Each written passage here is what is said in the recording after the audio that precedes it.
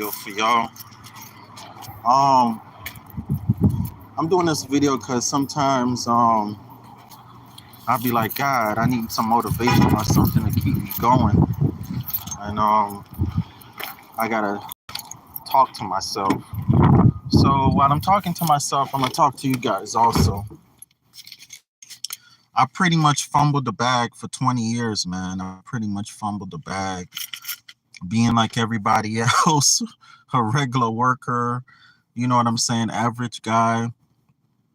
But I always have that drive in me, like, yo, I'm a millionaire. I am a millionaire. There's no doubt in my mind I am a millionaire, right? But I was like fumbling the bag for 20 fucking years. It didn't make any sense, right? And I'm like always thinking, what is the difference between me and all these motherfuckers that's becoming millionaires virtually overnight or in a few years or at young ages, right? And I knew it was possible because I pretty much did it before.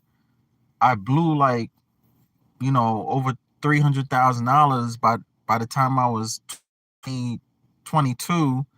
And in today's money, probably be anywhere like 900,000 or a million. And I'm just like, God, like, how the fuck did I even do that? Which I already know how I did it, just shopping like crazy. But how the fuck was I not able to do it again? You know what I'm saying? Because whenever you have that much money, you think you're always gonna have it, and then you think you're always gonna be able to keep getting it, right? So I sold cars. That's how I made that money. I made that money selling cars. And one of the reasons I was successful is I focused on a niche that I quickly realized was a great niche. Everybody wanted four-door automatic cars around $2,000. Everybody and their mama wanted a four-door automatic car around $2,000. Anywhere between 1,000 and 3,000, so average 2,000. You didn't want to go over 3,000 and you didn't want to go under 1,000. Anything you sold under 1,000, people was like, what's wrong with it? What's wrong with it? Something must be wrong with it. I don't want that car, right? And you had a window. You had an income tax window. You had to sell your cars between February and October. After October, ain't nobody really buying cars, right? Everybody's buying Christmas presents and stuff. So you had a window. And actually, the best thing you could do was buy your cars between October and January and then focus on selling them the rest of the year, right? Anyhow, what I did to make that money was I did something a lot of people wasn't willing to do. I was willing to go to remote places and buy my cars. I was willing to go to remote places and buy my cars. And it baffled me. I'm like, dang, like this is too easy. Like, you know, why people can't see all they really got to do is go to remote places and buy cars and then bring them back and sell them, right? So sure enough, a lot of people got hip to the game, and something that I literally started became like the main thing. Like, you could literally look me up. My corporation was out of Miami. It was called Nita Car Company. If you look up Nita Car Company in Florida,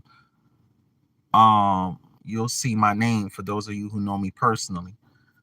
But even my name was catchy. Even my name was catchy. After I started Nita Car Company, a lot of people started using that, but in different ways, need a ride, all that kind of stuff. So long story short, the niche that I was in and that I was doing, a lot of people caught on to it. 9/11 hit, and things just went south. It happens in every business. If you don't stay on top of your game, it's not going to last forever. That's why Sears went out of business.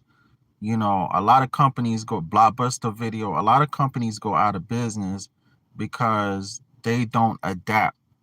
they don't adapt. And now you got to learn, go out and learn a whole new trade, a whole new business. So anyhow, with me losing my business and also going through a divorce, a separation and a divorce, the next 5 years, I was just, you know, in the dumps. Like I was just mentally in the dumps. It wasn't so much I couldn't make the money. I just wasn't motivated to make the money. I wasn't motivated to work hard, you know, and anything like that. Cause when you have that much money, you actually realize the money's not important. You actually realize, you know, this money is it's nothing. You know, wearing $1,000 sweater, wearing a $1,500 shoes, like it's no difference in wearing a $10 shoes. Like you literally realize, and that's why most millionaires, a lot of humble millionaires will tell you, you know, I could lose this tomorrow and it won't make me no difference. Because having a lot of money is not what buy you happiness. What buys you happiness is that you can take care of your loved ones with that money. That's the happy part, right? So I was never really truly motivated to really do what I was doing before to get the money, which was I was working really hard. In a sense, I wasn't working hard, but in a sense I was. I was just doing things that average person wasn't willing to do. You know, I was willing to research places. I was willing to travel. I was willing to be on the road, up and down the road. I was willing to drive an hour, 2, 3 hours just to go pick up one car and bring it back to my area. I was willing to drive 2 days, 2 days, I say, just to go buy one car and bring it back to my area and sell it. Right. So, um, you know, I just got unmotivated. Then, by the time I was 31, 32, excuse me, more like 33, I came into a bunch of money again. And then when I was around 37, something like that, I came a bunch of money by then. I fumbled the ball. Matter of fact, I fumbled the ball somewhat when I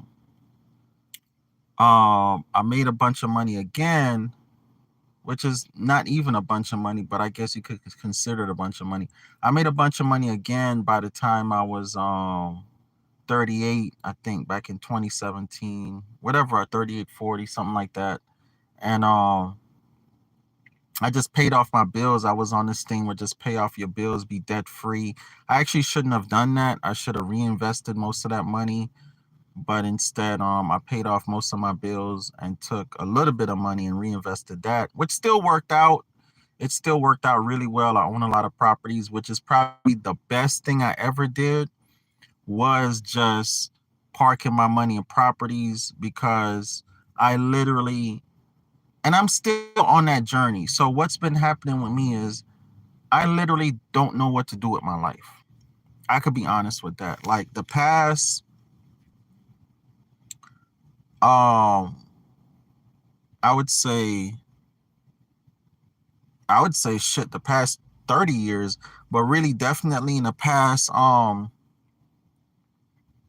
7, 8 years, I've not really known what to do with my life. So I've stuck my money in property and real estate. Like real estate, I use real estate and property as a way to save money.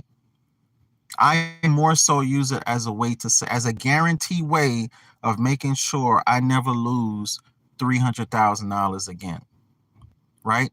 But it turns out real estate has been a way for me to not only save that money, but a way for me to double and triple that money. Right. So I love real estate. I love real estate.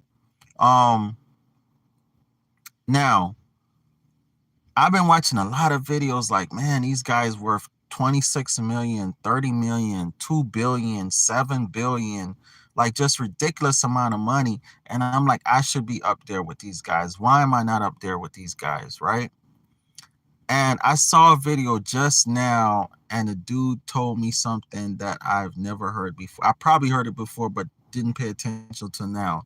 He's like, the difference between the average person and most millionaires is that most millionaires um never stop being knowledgeable in the game they're in. They never stop being knowledgeable in the game they're in. And that's something I knew. I knew to never stop being knowledgeable in the game I was in. I've always known that. But I started pulling back on on that. I started pulling back on it a lot. I got back in a mentality like the video I did yesterday of being comfortable, being a procrastinator, but being comfortable and being a procrastinator because I knew what I was doing. Meaning, I know to get up, start the car, go on this route to work or wherever I'm going, turn around, do what I need to do, come back. Okay, I knew that route. I didn't want to get up, go a different route to get there, go a different route to come back. And that's the key, right? In life, even though you know your route, you still want to take different routes sometimes or all the time to get to the same spot, because you never know in changing your route what you'll learn, what you'll find out, a new way of doing things, something to keep you, to give you an edge, to give you an edge. One thing Jeff Bezos did, the owner of Amazon, was to gather intelligence, gather data. Him gathering intelligence and data and basically being a data mining company gave him the edge, gave him the edge to know exactly what people want, exactly when they want it, and market that. Market that. Then all people had to do was click on his website and purchase it. Okay? It's more to it. I think they actually, well, I know they actually listening to your conversations and even so much as know what you're thinking. If you've ever experienced that, just thinking about something and you Dragon, ready? we go food land. Okay. Just thinking about something and then all of a sudden it's popping up on your screen. But I'm not even gonna go into that. The main thing is in life, you always want to keep up with the latest. In every business you do, you want to know everything in that business. Everything in that business. You need to know if somebody come to you and say, "Hey, um, what do you do for a living?" or "What do you do to make money?" and the one right here, right? Yeah. And you say, "Oh, I'm a cashier." You should be able to say you should be able to know everything Dragon, about let being a them go. cashier. You don't stay here. Okay, that's messed up. Let them go. I know Let them go. they like they're gonna go right, but I'll let them go. Yeah, you can't come like that. You know, you make people confused. Yeah. Oh wow. Yeah, she actually went left. That's what I'm saying. You're right. She was like, what the fuck? Yeah. So anyhow, if you're a cashier and somebody asks you, "How can I become a cat?" You're supposed to know everything about being a cashier. You're supposed to know every operating system of Oh, my cashiers. phone. You're supposed to know. Where is my phone? Turn back. You're supposed to know how to operate Walmart cash register, Food Line cash register, every cash register. Like you're supposed to be like a math scientist. Like if somebody say, um, if you tell somebody, "Hey, it's 5:32," and they say, I'm gonna give you a 20. You're supposed to know exactly how much to give them back without even looking at the cash register. Like you're just, I met a cashier like that one time. I met a Oh, I cashier work that like that all my life. you've been like that. All my life. That's Today why he's also. successful. Today also. Today That's why he's also. successful. But you're supposed to be so good at being a cashier that you don't even need the cash register. You don't even need a cash register, and your employer will value you so much that they'll make you the manager, even though you're just a cashier, right? You're handling the money. You're supposed to be such a good cashier that, and like I was saying, I met a cashier like that. This lady was actually a bank teller. She was a bank teller, and she worked part-time at Walmart at night. And she would count that money so fast. Bah, bah, bah, bah, bah, bah. I'll be like, ma'am, how you do that? She's like, oh, I'm a bank teller. I'm like, okay, that makes sense. I couldn't believe it, right? So you have to. You want to drive? No, you drive. Okay. So you have to be like that. You have to have that mentality to where you are the best at what you do. See, high value S. You have to be the best at what you do, even if you're a cashier. That's a way of a cashier to easily becoming a millionaire. A cashier can become a millionaire. If you're that type of cashier,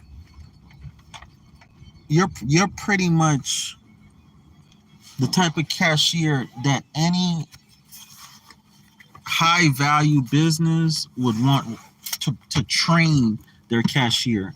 And you could easily be the head training cashier for any business. Like, I could just imagine how much the head training cashier for Walmart makes. She probably makes 100,000. He or she probably make 100,000 or a couple million a year, just being the person to keep up with software, data, cashier information,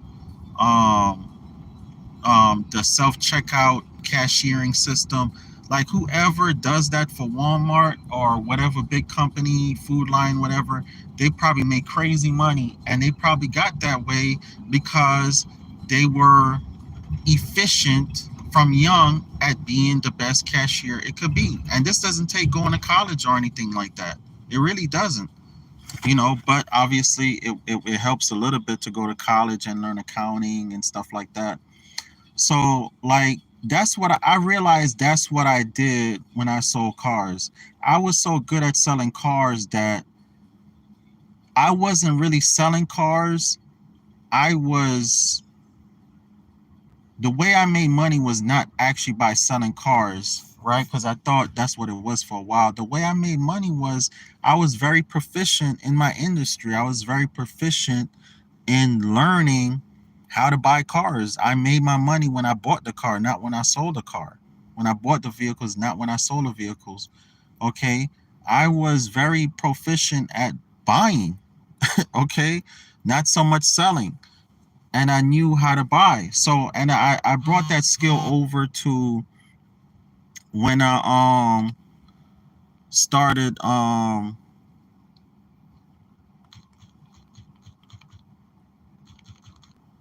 hang on one second.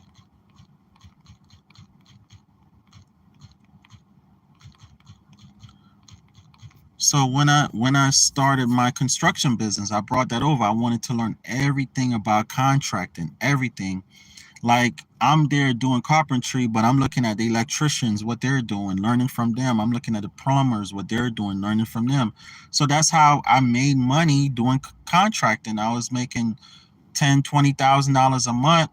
I had 15 employees, so a lot of that was going out. But I was doing really well doing contracting. Okay, then I got lazy and stuff like that, and I didn't want to basically babysit anymore, and started doing real estate. And I just been focused on real estate. Okay, but long story short, had I kept this right, had I kept and I have been keeping up with real estate, but had I kept how would I say, had I kept my mind in a frame of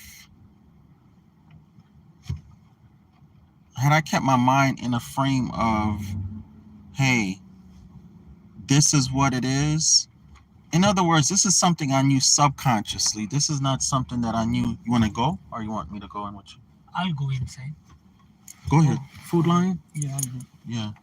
Had I kept my mind in a mindset that had I consciously known this, right? This was something I was doing subconsciously. Subconsciously. I was subconsciously knowing I had to be the best in my industry, right? I was subconsciously knowing this, right? Had I consciously known this, I probably would have been way more ahead than the ahead that I am now. But now I'm realizing this. I'm realizing this consciously. I'm realizing this is it. This is the key. Like, this is the main key right here. Like, every company, Facebook, he stole Facebook from the Gemini twins, but he made Facebook better. Mark Zuckerberg, you know, Amazon took over the retail game, but he made retailing better. Okay, so the reason why people were able to do all of this, these guys were able to do all of this, is because they their whole thing was figuring out how to make what they do better, how to capture their audience better, how to be better at what they do, how to, you know, just be the best at what they do. It's kind of like if somebody was selling cars today. Stay out of the rice bag what we buy. So what other option we have? You want to go to another food line or compare? No, we go.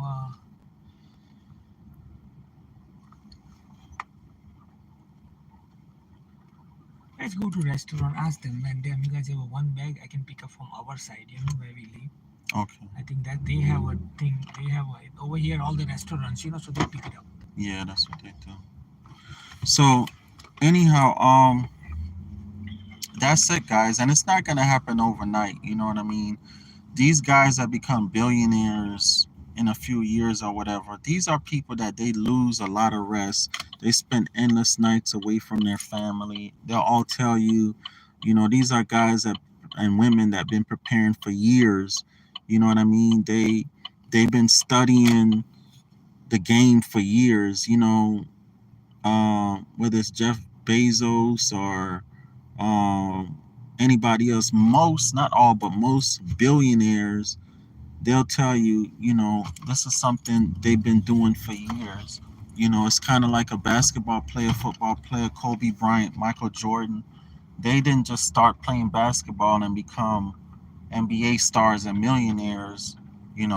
These guys get in the NBA and NFL and whatever league or whatever because they've been in football, basketball since they were peewees, since they were teenagers.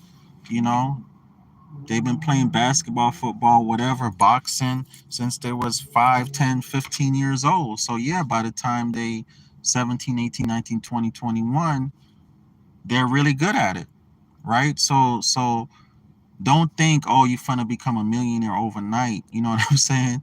But no, you're preparing yourself to become a millionaire, okay?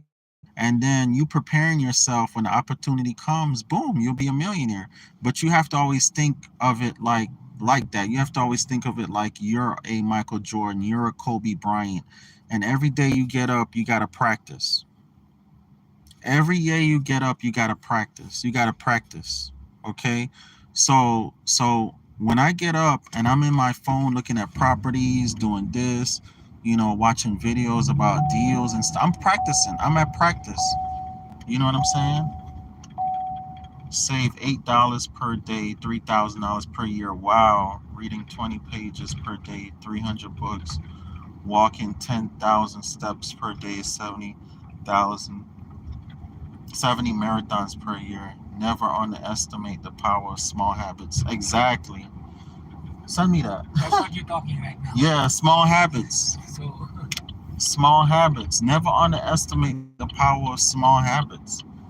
Small habits, Kobe Bryant, he got up, practiced at 1 a.m., then did it again at 3 a.m., then did it again at that regular practice at 6 a.m. So he basically had 2 practices before everybody else started their first practice.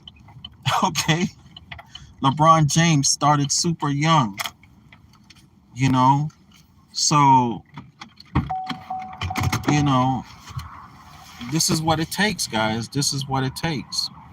All right. So become the best at what you do. I don't care if it's a cashier. Look at people that make millions washing cars. They become millionaires washing cars because they're so good at washing cars, detailing cars. They figure out a system, they teach it to their employees. Now you have Salmonize and all these car washes that they've turned car washing into an assembly line, right? So that's what it is, guys. So when you get up tomorrow, go to practice. Practice at 1 a.m., 3 a.m., 6 a.m. Okay? Before you get to work at 9 a.m. Every time you get up and use the bathroom, do something that you're practicing. All right? Practice your winning game shot. Practice your three-pointers. All right? Peace. Get in my mastermind, my coaching class, whatever you want to call it. It's $5. That's all it is to get in there every Tuesday with us. It's $5. One-on-one consultation is $222. If you just want the information, it's $111, and I have other packages. My phone number is 754-229-0940. 754-229-0940. All right. Talk to you later. Peace.